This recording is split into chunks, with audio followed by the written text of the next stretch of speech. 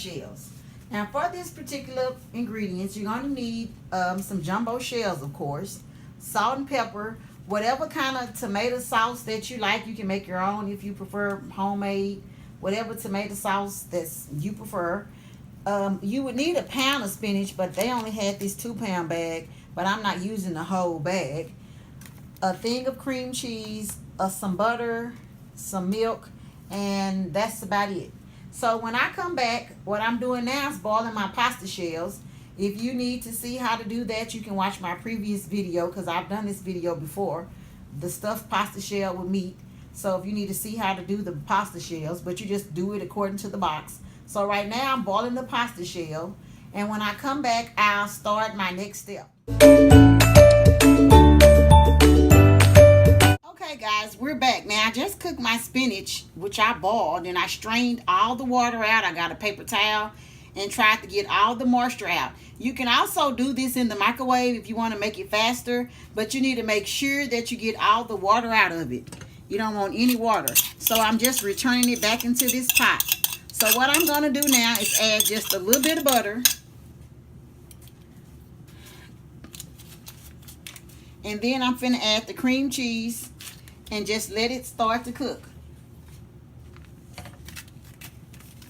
And you can use milk or water if you want to. If it's a little too thick for you, you can add a little milk or a little water once I start to do it. But you see how I got all that water out of it? Because you don't want any water in this particular dish.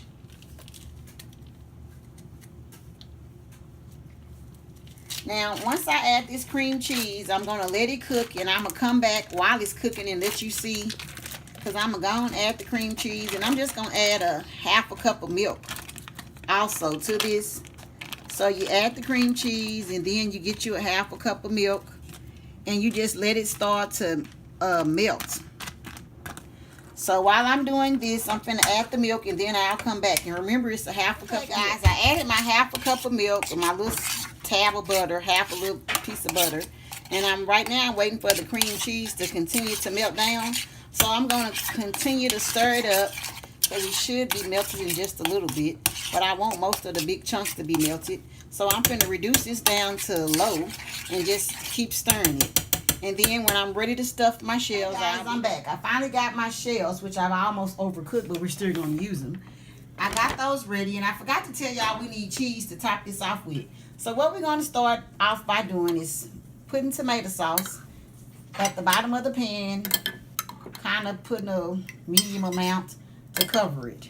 So let me just kind of pour this. I think that's enough. Splash a little bit more. Okay, now we're going to go straight into stuffing these shells.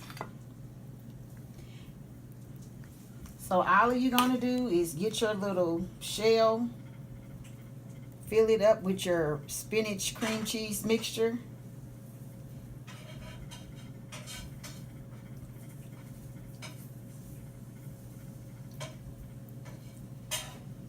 And I'm just going to do 2 more so you can kind of get the idea, and just set it off in here. And then I'm finna get your second one and just fill it with your mixture.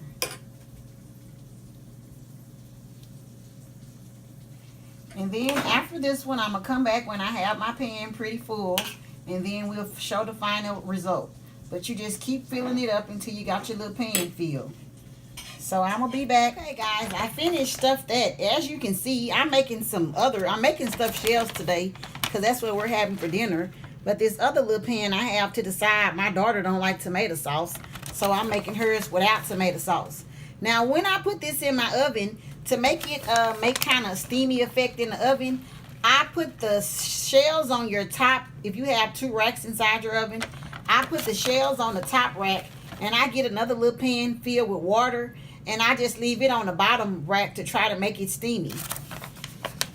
So I'm just going to top it with the cheese, and then I'm going to stick this in the oven, and I'm going to let it bake for at least 10 to 15 minutes. But the purpose of it is to get the cheese all the way nice and gooey, and then we'll be back with the ending result. It's been about 10 minutes and my cheese is nice and gooey.